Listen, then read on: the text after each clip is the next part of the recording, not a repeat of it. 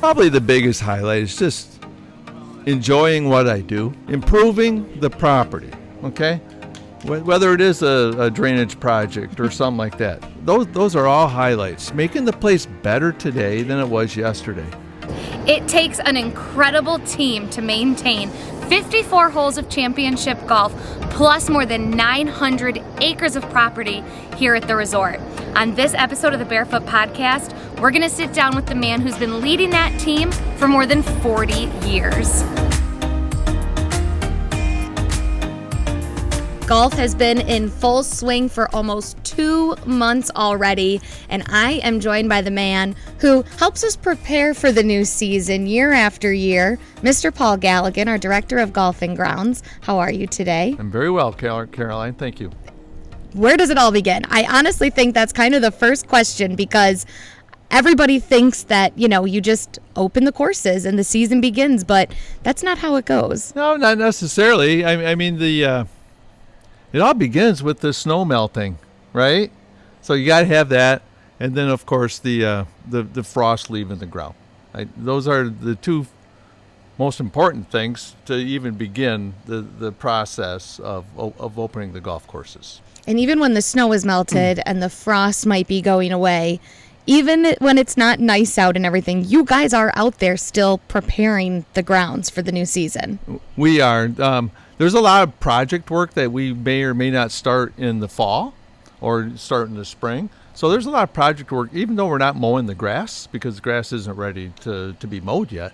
But we can certainly finish up projects, maybe start another project to help make the whole golf course, any of them, better than they were the previous season. So we try to do that, and whether it's a drainage issue or working on some bunkers. I know just last year we built a new tee on the Bear Golf Course. We extended one, and we weren't able to finish in the fall, but we were able to finish it in the spring. So those kind of things, drainage, yeah. And who thinks about drainage on a golf course, right? The average golfer isn't probably coming out and necessarily thinking about what is the drainage like around here on these courses. But that means so much to you and your team, because it does impact the overall play and experience on the courses. Oh, absolutely.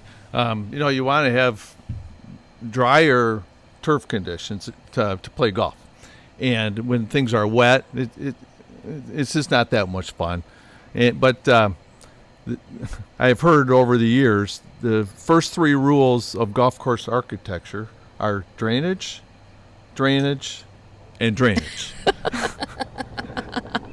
Not necessarily how difficult the holes are, where they're all located, what the green shape is like. It's those things that have to start the process to make it a beautiful, well-played, and well-run course. And perhaps that might be the golf course superintendent's idea of what the first 3 rules of golf course architecture should be. But, the drainage is important. It's just, you don't want the grass to suffocate, so it needs to go somewhere. You got to have water, but it also has to leave the surface. So that's the main thing. And really, for the most part, all 3 of our golf courses drain really well. There's a couple areas that when we get a hard rain, it'll sit there for a day or two and flow, but after a couple days, it drains off. So that's good. And you just said this for people who don't realize, we have 3 golf courses here. Yes, we do. On 950 acres. So in your role with you and your team, because you really do have an incredible team who works year round, you don't just maintain the golf courses, the driving range, the putting green, and all of that. 950 acres of just grounds here at Grand Traverse Resort and Spa. Right. That is all maintained by you and your team. Well, there is certainly a quite a large portion, not half of it, but a large portion of that 950 acres is not maintained. Okay, we got there's probably a 30-acre forest out on the Bear Golf Course. And then there's other areas in between golf holes and stuff that we have let go natural. And but the 3 golf courses alone, I would say, somewhere between 400 and 500 acres. Wow. Are maintained. And also the grounds area is up around the hotel and right here in front of the clubhouse and stuff. That's all maintained also. And it takes a lot of people and a lot of time. Working on just one golf course is a lot. 2 is even more work, but three championship golf courses with the designers that we had design these 3 courses. So not only is there kind of the specialty of what the course is like because of the designer, but the name of the designers also puts kind of a perception into a golfer's mind as they're coming out here. Yes. So then you have that to kind of meet, what our golfers and guests are expecting. 54 holes of championship golf. I mean, tell me about what it takes to day in and day out when we're in the thick of the golf season, which now is not just the summer anymore. No. That is also the spring and the fall. I feel like there's no way to say early season or late season anymore because people will come out and golf as soon as they can, and they'll do it until we close the courses. Yeah, we've been actually been open until almost Christmas time a couple of years. And I think we've only been open, I'm going to say in March, I think like 3 or 4 times in the last 40 plus years. So 3 golf courses every day. 3 golf courses every day. And we have good people that have been with me for, some 15 years in the management side and even 20, actually. I'm trying to think of like my seasonal guys. A lot of those guys. I say guys because most of them are men, but they have been with us every season for anywhere from 5 to 25 years. Yeah. And they keep coming back. They enjoy it. We try to make it a nice atmosphere for them, and the great thing about that is I don't have to retrain them. Not too much anyway. Every year they know what they got to do. They know what they're doing. And they know what the expectation is and what we're looking for. And so that's the good thing. I met with a guy, a month ago, and he asked what the standards are. And I said, well, they're not necessarily mine. They're more our standards. And the one thing that we really have that makes it a little bit easier, I should say, we got 3 golf courses, but we have one big crew. So the guy who mows the greens on the Bear on Tuesday, he might be mowing tees on Spruce Run over on Thursday. So a few of the guys like the same job, so we put them there. But a lot of people like the variety. Yeah. So, and they're mowing on the Wolverine today, and tomorrow they mow on the Bear, and they like that variety, and that's good, and we're able to do it. And we work out of the same shop. And also, another beauty of the whole place is the first tee of every golf hole, or every golf course, I should say, the first tee is within, I would say, less than 200 yards from the pro shop. Yes. Everything operates out of one clubhouse here. Yeah. So if you're coming to golf, it doesn't matter which one of the 3 courses you're going out on. You start and end in the same spot. Within about 200 yards of the clubhouse. And that's that's fantastic. It is huge. You have a team who's out daily. Yes. Mowing, cutting back grass, maintaining the driving range and putting green. Yes. And even changing the hole placement on all the courses. And that's when you do that. You do that on all 18 holes. Those kind of things. All 54 holes. Of all 3 courses. Right. All 18 of all 3 courses. Right. So those projects, and when you do that daily or weekly, that takes time. But that's what keeps, the golf so exceptional here and people coming back. Yeah, it does take a lot of time. Just to let you know, we mow the greens during the season, which is basically May 1st all the way through the end of middle of October, basically. We mow the greens every day. Wow. Every day. And the grass is cut at just over 1/10 of an inch. Okay, so you're very meticulous. Yeah. Well, and you have to be. We got these micrometer type height adjusters. And, we say, okay, we're at 100 thousandths. So that's 1/10 of an inch, right? Mm-hmm.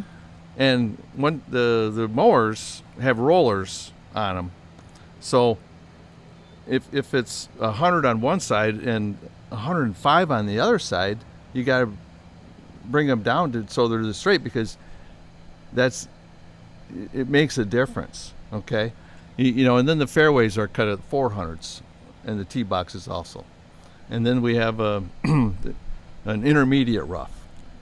So that's mowed at like 1.5 inches, which is really nice for the golfers, because if they just miss the fairway, they might be in the rough, but they got a better chance at finding their golf ball. And then cup cutting is usually done 4, maybe 5 days a week. So you could come here and play all 3 golf courses on different days of the week and always experience something different because of things like the cup placement and that. I mean, who's in charge of that and kind of setting that up, and what goes behind the thought process of tackling the greens and making it, just something new and a different experience for people? As far as the cup cutting, which is changing the whole locations, the greens are basically in 4 quadrants. So we say day 1. So our cup cutter, they've been trained to cut the holes, usually in fair places. Every year I get a few calls that, hey, the hole on number 5 is terrible. Well, sorry. It's got to be a little bit of a challenge sometimes. It's got to be a challenge. And it's got to be something different. You can't come and play the same way every time. Yeah. But we do have certain rules as to where they should put them and where they shouldn't. But, on day 1, the pin might be in the front left. Okay, so if that one's in the front left, on the next hole it might be in the center. And then there might be another front left, and then back right or front right or something like that. So on each green they're in different locations. And then the next time we cut cups, day 2, they move from, we'll just say front left to back center or something like that. So, and we try to have let's just say 3 what we think are easy pin placements, 3 mediums, and maybe 3 difficult per day. Okay. So it just keeps it fresh. Yeah, keeps it fresh. So then we've got 3 courses. So you already just talked about even just the different, hole placement for each course, a more easy, intermediate, and difficult, because we also kind of view our courses that way too, right? Right. Jack Nicklaus, the Bear, can be a real bear, so to speak. Yep. It can be a very difficult golf course to play golf on. That is for sure. And the Wolverine, a little more forgiving, wider fairways. That's one of my favorite courses. I try to play that one. Right. One of the good things about the Wolverine are the majority of the greens, as you approach them with your approach shot, they're not guarded by a pond or a bunker. They all have kind of like run-up areas, so you can run your ball up onto the green. If you're a low worm burner kind of hitter. Right. Right. Okay. On the Bear golf course, there's not too many of those. Now you got to hit it up onto you that green. Hit it on the green and leave it there. And then the Spruce Run greens, because of when it was built way back in the 70s, yeah, maybe even late 60s, but mostly in the 70s, they got a little more slope to them, because way back then we weren't mowing at 1/10 of an inch. So the green speeds were a lot less. They were different. And so those pin placements become really difficult on that course also. I mean, that's the course we usually have the complaints on, if there are some. Well, and that's what it takes too with even your team then. They are going out and they are tackling 3 different courses that all play very different and have their own challenges and different features. So you guys have to know kind of what course you're on and how you're going to maintain it and keep it as the Bear and keep it as Spruce Run, right? And work with what those surroundings and just land is like for the courses. Yeah, pretty much. One thing that we have done over the years, and we probably changed this 20 years ago or so, was to be more efficient. We have made all of our greens cutting heights at the same height. So let's just say I got 3 mowers, one going out to each golf course. If one breaks down, then I can just go to the next golf course with the same machine that was on one golf course, and there's not a height difference. And it really makes it easy for the mechanics in the shop. Yes. They know that every fairway mower is set at this height, every greens mower is set at that height. The one difference that we do, and I go back to the Spruce Run being more sloped on the greens, at least where pins may be, is we also roll greens probably 5 to 6 days a week. And what rolling does is it helps firm them up, smooth them out, and it makes that green speed a little bit faster. And we have found that treating the height of cut on all 3 courses the same. If we don't roll the spruce course, it's much more pleasant to putt on. And then when we roll it, and we will do that for the members, like their invitationals and stuff like that, but we have to be careful where we put the pins. But when we do roll it, it becomes it's difficult to find a fair pin placement. And how do you maintain, again, all 3 of these courses, 54 holes, in the height of the season, which, again, seems to just be from when we open to when we close now? Just the last 2 weekends in a row, we had over 650 golf rounds in one day. That is a lot of golfers. That's a lot of golfers coming through here, but that also leads to them, not everyone is probably got a smooth swing or a smooth shot. So it does lead to some cleanup for you guys. A little bit. For the most part, the amount of traffic, I think you can see it with golf carts. If they're driving where they're not supposed to drive, that's one thing. There's some of the fairways on all 3 golf courses where the golf balls have a tendency to just get into a certain area, so there's more divots in those areas.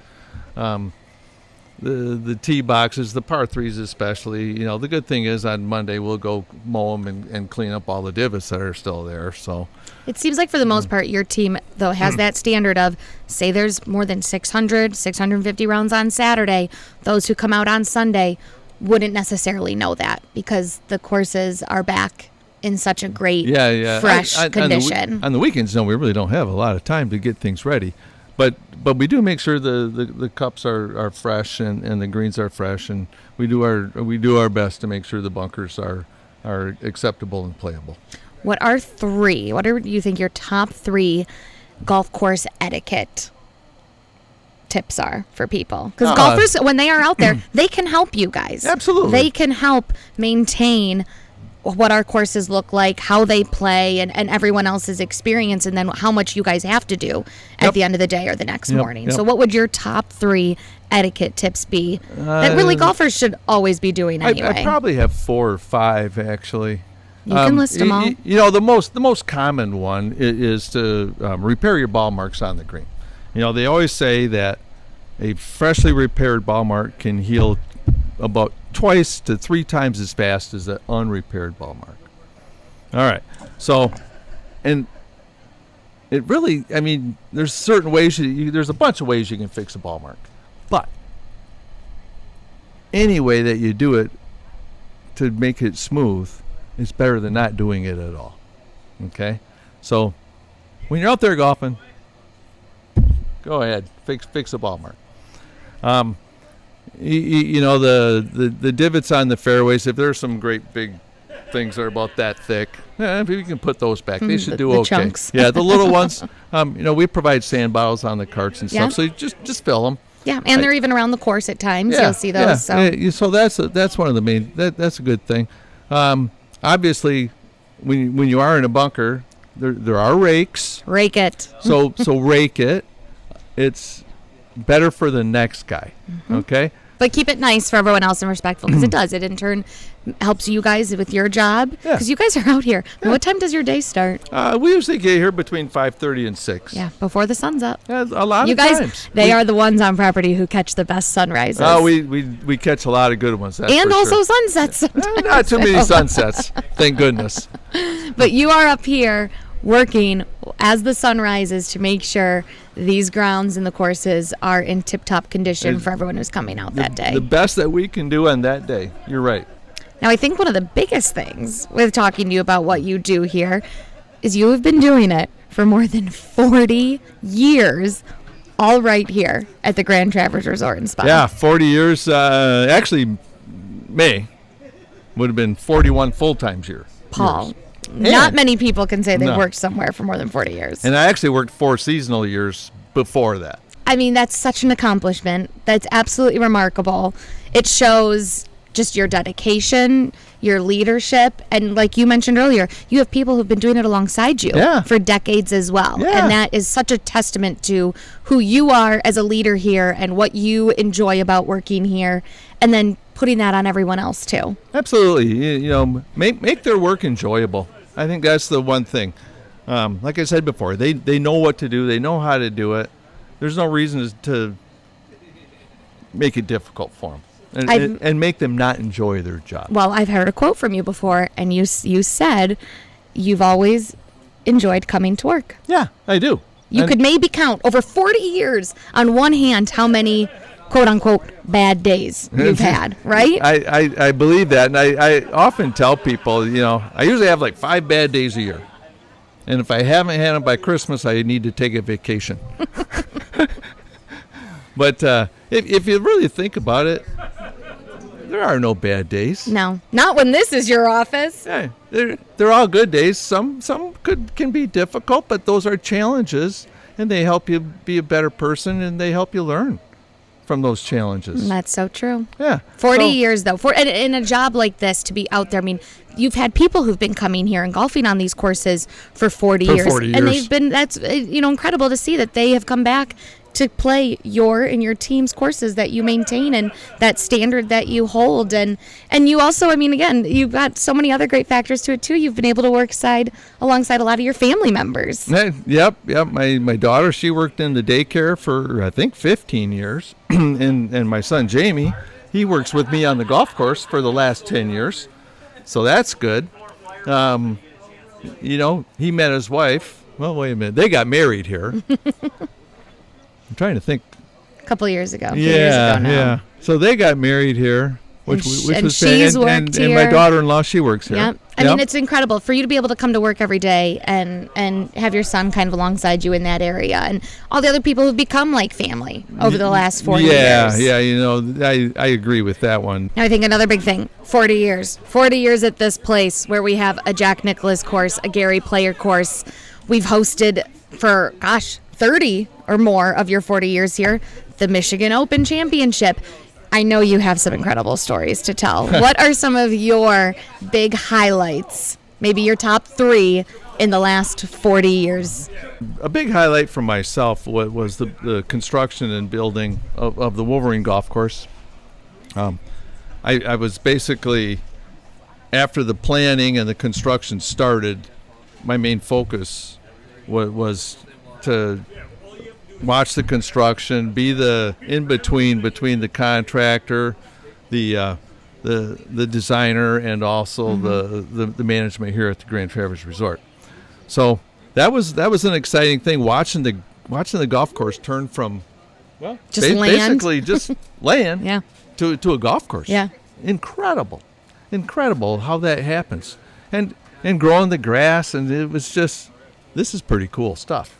And it was the only golf course that I had ever been part of as far as growing in an entire golf course. From start to finish. Yep. We've done a few tee boxes or a greens renovation and stuff like that over the years. But that was start to finish. I learned a lot about the design process. That's incredible. Just by walking the construction with the designer. Yeah. I say, what do you want a bunker there for? But there's a reason, right, behind everything. And the architect, there's a reason. Yeah. And one thing that he did on the Wolverine was he tried to have a tournament pin location on, I'm just going to say, over half the golf holes. Wow. Where they might be tucked over to that back right corner or the back left corner with the bunker close by. So that was certainly a highlight. Those were some really long days. Without a doubt. Probably the biggest highlight is just enjoying what I do. Oh, I love that. And being able, a couple things is improving the property, okay? Whether it is a drainage project or something like that. Those are all highlights. Making the place better today than it was yesterday. That's a highlight. Coming to work is a highlight in the morning. Going home when the day's over, is also a highlight. I love that. Yeah. And that obviously sticks and shows with someone who's been here doing this for more than 40 years. So to me, enjoying both parts, Yep. coming to work and going home. You also get to go out and play yourself, right? You've got some nice perks when you're here and you maintain these courses. You do get to experience them too. My son Jamie and I, we try to go out once a week. If it all works out. That's special. Yeah, it is. And then you've seen some very notable people come through here too. I have. I shook Jack Nicklaus's hand when he was at one of his, he was on number 2 tee. And I was just a young guy back then, but he was one of my favorite golfers growing up. So that one, here I am 22, 25 years old, right? That's exciting. Oh, absolutely. Yeah, and then when Gary Player was here for the Wolverine, I actually was in meetings with him probably, I'm going to say 3 times. And, just listening to him talk about stuff that wasn't in front of a whole group of people. It was just 5 of us. Very intimate. One of his designers, the construction guy, myself and him, and just talking about what he wanted and what we want and how can we do it. So that was pretty good. The work you do, the way you lead your team, it shows. It shows in the comments we hear back from the golfers, the incredible reviews we get, just talking about how gorgeous the property is, how awesome the courses are, how well they play. Even when people say, I did not play well in the Bear, but man, did I enjoy it because it is so well kept and such a beautiful course, Right. You get people coming back because they like your product. Right. And one thing about the whole golf thing, if you're not a professional making money playing golf, it is a recreational activity. Just have fun. Have a good time. Enjoy your surroundings. Just like being who you're with and where you're at, right? Exactly. Pay attention to the beauty of the course because there's so much of that too. There's a lot of it. And I've been to well over 100 golf courses that I have played. Every one of them is beautiful. Yep. I love that. Yeah, every one of them. Yep. In their own way. Well, you're lucky. You get to ride around this property every day. Beautiful views, great people, awesome work. And again, more than 40 years here. We're very lucky to have you. Well, and so are all the golfers who come out here and enjoy the courses. I appreciate that. So thank you for all of your work. Oh, you're welcome.